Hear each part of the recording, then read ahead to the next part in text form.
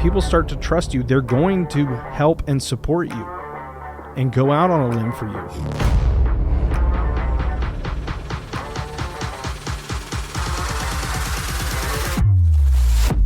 This is the Construction Veteran Podcast. Construction Veterans Podcast. Connecting and celebrating veterans in construction.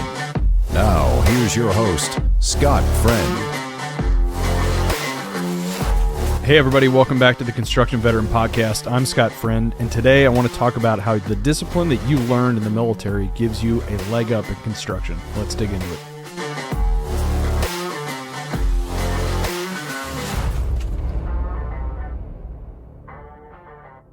Hey everybody, welcome back. I want to talk today about how your military discipline, I believe, gives you an edge. I think that discipline itself is often misunderstood because when people hear that word discipline, I think they picture some sort of intensity. And sometimes that is true, but I think more often than not, they picture some sort of a rigid structure, these very harsh standards, no excuses, no emotion. But real military discipline isn't loud like that necessarily, but what it is consistent. And when I say discipline, I'm not necessarily talking about punishment. The discipline in the service, it's all about reliability. It's doing things that you said you were going to do, following through, showing up when you said you would or you're supposed to, following through when it's inconvenient, or the standards, you're maintaining those even when nobody's watching. And I think that last one really matters the most. And your discipline is your internal integrity in motion. It's showing itself. And why does this give you an edge?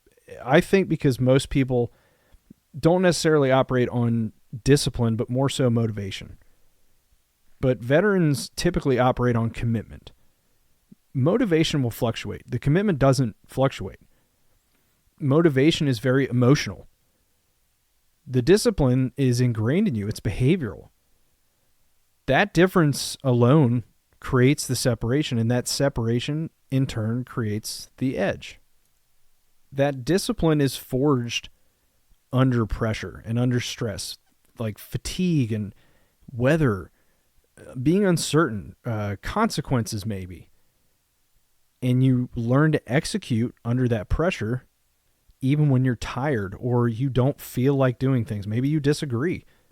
That happens. Or when nobody's applauding you. There's no reward at the end. That ability transfers directly into construction. It transfers into sales. It transfers into leadership or entrepreneurship.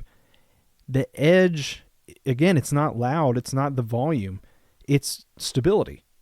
And I've gone on rants where I think veterans really undervalue themselves, me included, because these things we're talking about, a lot of vets think, well, that's just normal.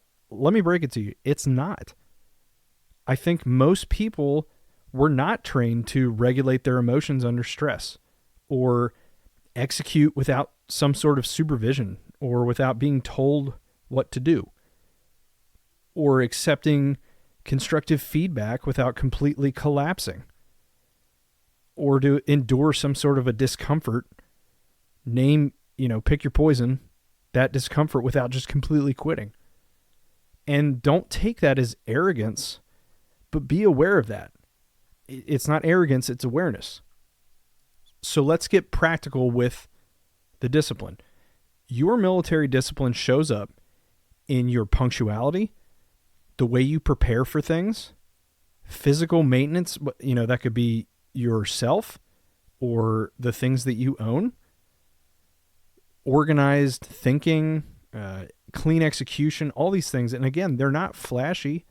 They might not get you a pat on the back, but those things start to compound over time. And those compounding habits create exponential outcomes. And the discipline goes hand in hand with trust, because trust is built on that predictability. When people know that you're going to show up when you say you will, and you're doing what you said you would do, and that you're not going to panic, that builds the trust. And trust, I would say, call it cheesy, it's a currency in construction. And I'm not talking about monies being exchanged. People start to trust you. They're going to help and support you and go out on a limb for you.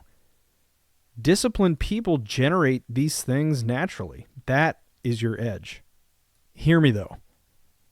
You have to drop the ego. This really matters.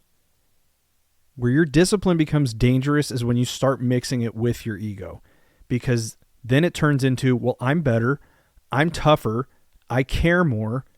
That's going to isolate you. True discipline does not compare itself to others. It doesn't compare, it commits. So if you want to be that disciplined leader, don't overreact. Don't go chasing trends. Don't abandon your standards. Don't crumble under criticism. Disciplined leaders regulate first and then respond second. That regulation, again, is your hidden edge. Keep in mind, too, that your discipline can backfire. Unexamined discipline, that becomes this weird sense of rigidity. And if you get too rigid, you're going to resist the growth. And I've talked about that in other episodes, about becoming who you are after the uniform comes off, who you really are. The edge sharpens, though, when the discipline is paired with humility. Without that humility, the discipline just becomes isolating. For vets in sales, rejection doesn't shake disciplined people, because those disciplined people, they focus on the process and the inputs and the follow-through, not their emotions. That goes the same for anybody in construction. That consistency outperforms your charisma over time. And a lot of people make this their identity. Military discipline often becomes their identity. Well, I'm the disciplined one. I'm the reliable one. I'm the strong guy or girl. That's powerful, yes, but discipline should be a tool. It's not your entire personality. Your edge is part of you, but it's not all of you. And that edge, it doesn't just show up immediately. The edges show up in years. 5 years, 10 years, 15. The consistency compounds quietly over time. Because one day you're going to look around and realize, I'm ahead.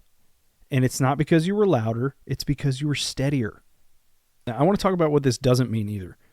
This episode does not mean you're superior. If you heard me in this episode saying that somehow, I'm sorry, you completely got it twisted.